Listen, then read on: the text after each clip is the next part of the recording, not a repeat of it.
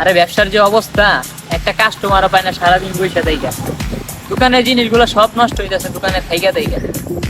Manager যে কি করে। এই ম্যানেজার, পারভেজ পারভেজ এদিকে আসো।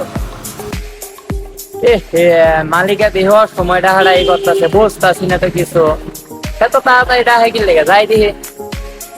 মালিক আসসালামু আলাইকুম। আপনি আমারে এত ডাকতেছেন কিসের জন্য?